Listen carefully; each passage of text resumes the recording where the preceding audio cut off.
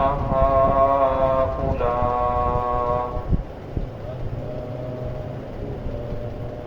الذين أقسمتم لا ينالهم الله برحمة تدخلوا الجنة لا خوف عليكم ولا أنتم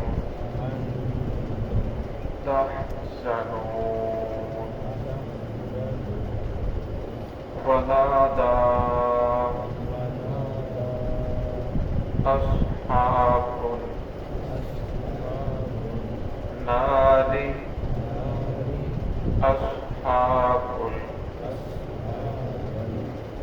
أصحاب الجنة أن أفيضوا علينا من الماء أو مما رزقكم الله قالوا إن الله حرمهما على الكافرين. سمعت.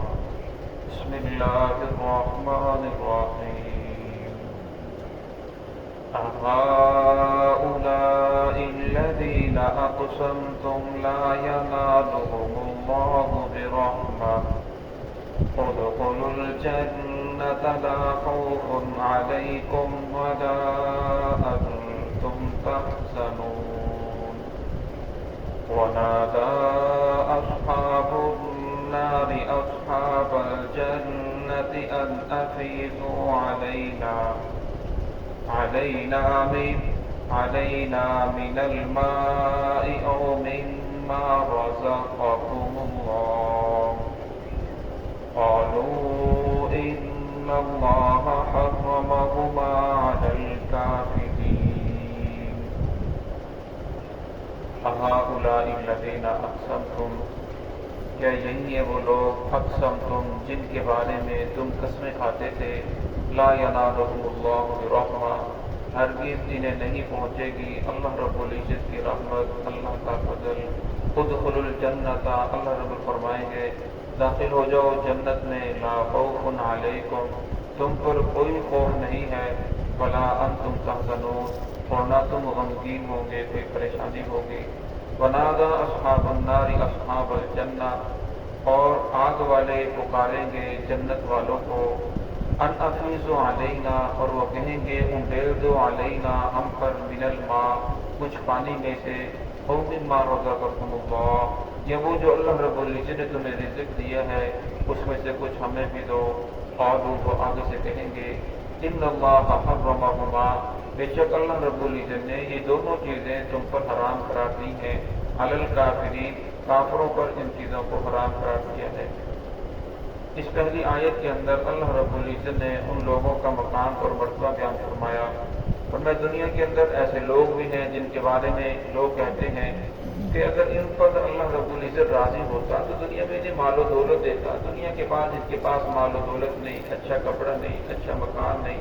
کوئی اسمبلی میں انہیں بٹھانے کے لیے تیار نہیں، دنیا کے اندر کوئی انہیں پروٹوکول دینے کے لیے تیار نہیں، اور ان کے پاس مال و دولت بھی نہیں ہے، کوئی اچھا گھر بھی نہیں ہے. اگر اللہ کی ذات ان پر راضی ہوتی تو انہیں یہ دنیا کے اندر دیا جاتا.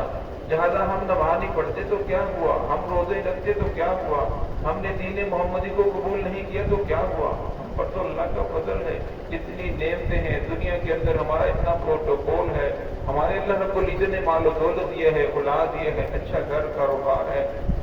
فرمایا اگر اللہ ان پر راضی ہوتا تو ان کو کچھ دیتا، لہذا اللہ کی ذات ہمارے اوپر راضی ہے، اور جب ہم دنیا سے جائیں گے آخرت میں بھی یہ ساری چیزیں ہمیں حاصل ہوں گی، ان لوگوں کو آخرت میں کچھ نہیں ملے گا۔ اکثر تو پھر وہ لوگ قسمیں کھاتے، اپنے بات کو پکا کرنے کے لیے قسمیں اٹھاتے، یہ دنیا کے اندر بھی ایسے ہی دھکے کھا رہے ہیں، آخرت کے اندر بھی انہیں کچھ نہیں ملے گا۔ تو اللہ رب العزت نے ارشاد فرمایا کہ جو لوگ اعراف والے ہوں گے، جنت اور جہنم کے درمیان میں جو اعراف ایک مقام ہے، ایک جگہ ہے، تو اعراف والے سوال کریں گے جہنمیوں سے کہ